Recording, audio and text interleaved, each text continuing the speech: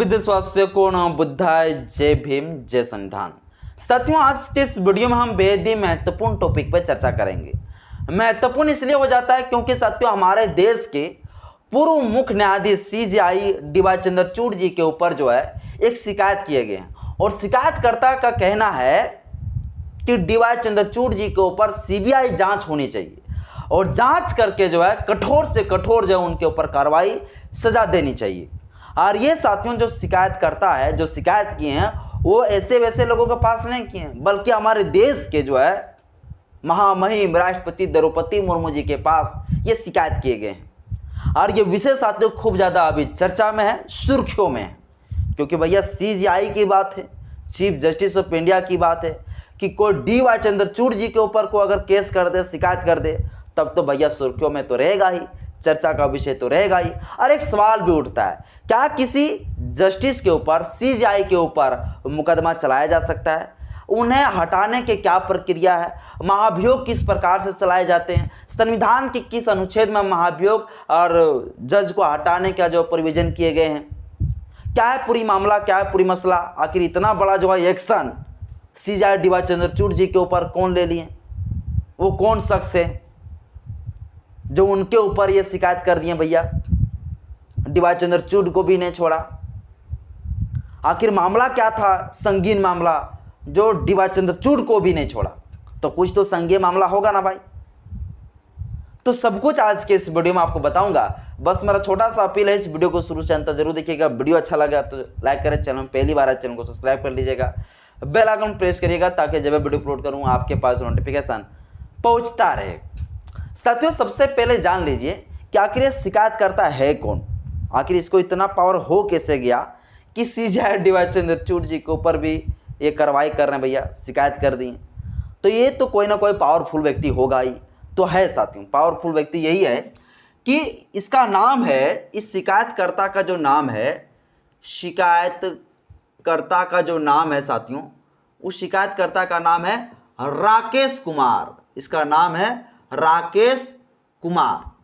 और ये राकेश कुमार जो है ना, वो पूर्व जज है, पूर्व जज रह चुके हैं। कहाँ के पूर्व जज रह चुके हैं? पूर्व जस्टिस है, सेवानिवृत्त हो चुके हैं, है ना, पूर्व जज है। कहाँ के जज हैं?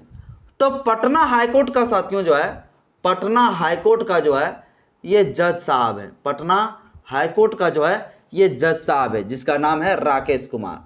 यही राकेश कुमार साथियों शिकायत किए हैं। किनके पास शिकायत किए? राष्ट्रपति के पास। और राष्ट्रपति को जो है शिकायत में ये लिखे हैं, पत्र में ये लिखे हैं, शिकायत इस प्रकार से किए हैं कि 1 जुलाई 2023 को जो है हमारे देश के जो CJI DY चंद्रचूड़ जी है, वो एक मामले के सुनवाई के दौरान बड़ा ही अति सक्रियता दिखाए हैं, बहुत ही ज़्यादा जल्दबाजी दिखाए हैं 1 जुलाई 2023 को। और 1 जुलाई 2023 को जो अति सक्रियता दिखाए हैं, जो जल्दबाजी दिखाए हैं, वो 1 जुलाई को सुनवाई ही किसी मामले पर नहीं होनी चाहिए, क्योंकि इस दिन जो है सुप्रीम कोर्ट अवकाश में था, छुट्टी में था, गर्मी छुट्टी के में हमारे सुप्रीम कोर्ट था। तो उस दिन जो है 1 जुलाई 2023 को जो सुनवाई किसी भी मामले पर होना ही नहीं चाहिए।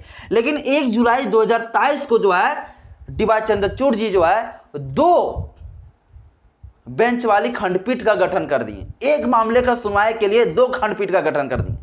तो एक तो गुनाह ये किए DY चंद्रचूड़ जी कि 1 जुलाई 2023 को जो है खंडपीठ गठन नहीं करनी चाहिए, सुनवाई नहीं करनी चाहिए, क्योंकि उस दिन सुप्रीम कोर्ट जो है अवकाश में थे, सुप्रीम कोर्ट छुट्टी में था, गर्मी छुट्टी में था। तो फिर 1 जुलाई को क्यों सुनवाई किया गया किसी मामले पर? और अगर किए गए भैया तो ठीक है, अगर किए भी गए तो ये प्रोविजन है कि सुप्रीम कोर्ट के CJI जो होते हैं वो छुट्टी के टाइम पे भी जो है को अगर बड़ा मसला है, कुछ बड़ा मुद्दा है, तो फिर खंडपीठ का गठन कर सकते हैं। ये प्रोविजन है भैया, छुट्टी में भी कर सकते हैं। लेकिन सबसे बड़ा सवाल ये उठता है कि किसी एक मामले पर जो है सुनवाई के लिए 2 बेंच वाली खंडपीठ का गठन नहीं कर सकता है, बिल्कुल भी ये प्रोविजन नहीं, ये अवैध है। लेकिन किए क्या DY चंद्रचूड़ जी? DY चंद्रचूड़ जी साथियों ये किए कि उन्होंने जो है 2 बेंच वाली खंडपीठ गठन कर दिया, 2 बेंच वाली जो है खंडपीठ का गठन कर दिया, 2 संवैधानिक बेंच वाली खंडपीठ गठन कर दिया, सिर्फ इसलिए क्योंकि एक लड़की को जो है जमानत देना था 1 जुलाई 2023 को। अब क्या जरूरी पड़ गया भाई कि इतना की जरूरी कि उसको मतलब एक मामले पर सुनवाई के लिए 2 खंडपीठ का गठन करना पड़ा। तो जो राकेश कुमार जी जो पटना हाईकोर्ट का जस्टिस है, उनका यही तर्क है कि ये कैसे कर दिए इस प्रकार से, ये अवैध तरीके से कैसे कर दिए, जो कि ये नियम है, ये नहीं है, ये सुप्रीम कोर्ट का नियमावली जो कानून है उनका उल्लंघन है, उसका वायलेशन है कि एक मामले पर सुनवाई के लिए 2 खंडपीठ का गठन नहीं कर सकते, 2 बेंच की गठन नहीं कर सकते हैं। तो फिर ये कैसे कर दिया। हालांकि सीजेआई को ये पावर होता है, ये अधिकार होता है कि किस मामले पर सुनवाई के लिए किस खंडपीठ के पास मामला को समक्ष भेजा जाए, यह अधिकार है। लेकिन किसी एक मामले पर सुनवाई के लिए जो है 2 खंडपीठ पर गठन कर देना, ये साथियों जो है बिल्कुल भी प्रोविजन नहीं है, यह अधिकार नहीं है सीजेआई डी वाई चंद्रचूड़ जी को, बिल्कुल भी नहीं। लेकिन हुआ क्या, डी वाई चंद्रचूड़ जी जो है एक महिला को जो है जमानत देने के लिए, जिस महिला को जो है एक फर्जी कागज बनाकर जो है उन्हें कुछ भ्रष्टाचार में फंसाने का जो है साजिश कोई किए गए थे, उनके ऊपर केस चल रहा था। अब उस महिला को जो है जमानत देने के लिए डी वाई चंद्रचूड़ जी ने क्या किया, 1 जुलाई 2023 को, 1 जुलाई 2023 को जो है ना, जिस दिन सुप्रीम कोर्ट बंद था उस दिन कार्रवाई कर दिया। और किया भी भैया तो एक चीज गलती सबसे बड़ा क्या कर दिए कि ये 2 जो है बेंच की गठन कर दिए, जो कि एक मामले पर 2 बेंच की गठन एक बार में सुप्रीम कोर्ट में नहीं हो सकता है। और यही साथियों जो है विषय है, और इसी विषय को लेकर जो है पूरा जो राकेश कुमार जी है पटना हाईकोर्ट का जज, वो शिकायत कर दिए किसके पास, राष्ट्रपति द्रौपदी मुर्मू जी के पास किए गए। अब आप सोचेंगे कि ये शिकायतकर्ता जो है क्या अभी शिकायत की, नहीं साथियों, 10 नवंबर को जो है रिटायर्ड हो रहे थे, 10 नवंबर 2024 को रिटायर्ड हो रहे थे, सेवानिवृत्त हो रहे थे डी वाई चंद्रचूड़ जी। उसी समय जो है ये शिकायत जो है 8 नवंबर को ही कर दिए गए थे, 8 नवंबर 2024 को ये शिकायत कर दिए गए थे। लेकिन इनके ऊपर कोई कार्रवाई नहीं हुआ, क्योंकि 2 दिन के बाद जो इनको सेवानिवृत्त होना था, इसका रिटायरमेंट होना था, तो कोई इनके ऊपर फोकस नहीं किया। और अभी जाके साथियों ये मामला अब गर्मा चुका है, अब अभी जाके ये मुद्दा फिर से बड़ा हो चुका है। अब एक सवाल उठता है, क्या डी वाई चंद्रचूड़ के ऊपर मुकदमा चलाया जा सकता है? तो मैं आपको जानकारी के लिए बता दूं कि भारत के अंदर कोई भी हो, सिर्फ जो है राष्ट्रपति को छोड़ाकर और राज्यपाल को छोड़ाकर सबके ऊपर मुकदमा चलाया जा सकता है, सभी के ऊपर मुकदमा चलाया जा सकता है, बशर्ते अगर सीजेआई के ऊपर मुकदमा चलाना है।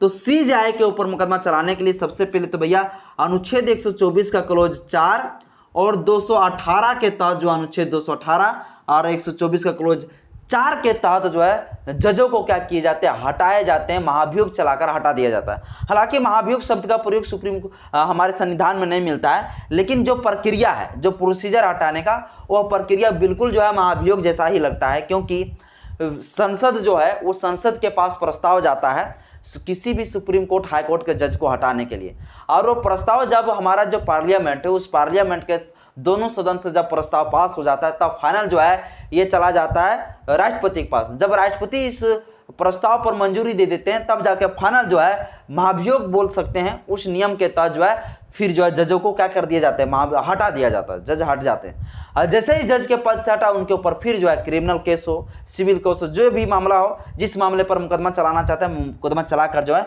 उनके ऊपर जेल की सजा भी हो सकता है। अब इस प्रकार से जो कृत्य किए हैं, जल्दबाजी किए हैं, अति सक्रियता दिखाएं, ये जो पूर्व जस्टिस है पटना हाईकोर्ट का राकेश कुमार जी, उनका कहना है अति सक्रियता दिखाएं, बहुत ही जल्दबाजी दिखाए हैं हमारे डी वाई चंद्रचूड़ जी, जो कि ये बिल्कुल नियम से एकदम बिल्कुल नियम का कानून का जो है उल्लंघन किए हैं। तो इनके ऊपर जो है कानूनी कार्रवाई होनी चाहिए, सीबीआई जांच होनी चाहिए भैया ये आखिर इतनी बड़ी सक्रियता से इन्होंने जो है ये काम क्यों किया। क्या कोई बहुत बड़ा जो है इन्होंने बजट, बहुत बड़ा रिश्वत इन्होंने ले लिया, जो कि बंद था उस दिन भी सुनवाई किया? इनका साथियों तर्क यही है, इनका जो निशाना है ना, निशाना मुझे समझ में आ रहा है कि यही है कि इतनी बड़ी जो है अगर इन्होंने निर्णय ले लिया अति सक्रियता से जल्दबाजी में, तो कुछ ना कुछ वजह रहा होगा कि एक मामले का सुनवाई के लिए 2 बेंच की गठन कर देना, इसके बाद जिस दिन सुप्रीम कोर्ट बंद है उस दिन जो है सुनवाई कर देना। इसके मतलब कुछ ना कुछ घपला है, कुछ ना कुछ तो साजिश हो सकता है। तो इनके ऊपर सीबीआई जांच होनी चाहिए। इसलिए साथियों सीबीआई की जांच किए गए हैं, और अब ऐसा लगता है कि ये सीबीआई जब जांच होंगे और जिस प्रकार से अति सक्रियता दिखाए हैं उसमें साथियों अब ये दोषी भी पाए जा सकते हैं, और पाए गए तो फिर उसे सजा होगा। जिस प्रक्रिया है उस प्रक्रिया के तहत भैया कार्रवाई होगा। बाकी बात जो है आप ये सोचेंगे कि भैया महाभियोग इनके ऊपर कैसे चलेगा, कैसे चलेगा भाई, नहीं चलेगा। इसलिए नहीं चलेगा क्योंकि अब जज के पद से ही तो रिटायरमेंट हो चुके हैं, इसका खत्म हो गया कार्रवाई अपना जज के पद। अब इनके ऊपर सीधे मुकदमा चलाया जा सकता है, इसको कोई मगजमारी नहीं, क्योंकि ये भी जो है पूर्व जस्टिस है और जो शिकायत करता है वो भी पूर्व जस्टिस है। तो कोई दिक्कत नहीं, किसी के ऊपर कोई महाभियोग नहीं, सीधे कानूनी कार्रवाई जो धारा होगा उस सेक्शन के तहत जो है क्या हो जाएंगे, उनके ऊपर कार्रवाई होगा। बाकी बात आप लोग इस विषय पर क्या कहते हैं मुझे कमेंट बॉक्स में अपना राय जरूर बताइएगा। आज की इस वीडियो में इतना ही। वीडियो अच्छा लगे तो लाइक करें, चैनल में पहली बार चैनल को सब्सक्राइब कर लीजिएगा, बेल आइकन प्रेस करिएगा। जय भीम, जय संविधान, जय विज्ञान, जोहार।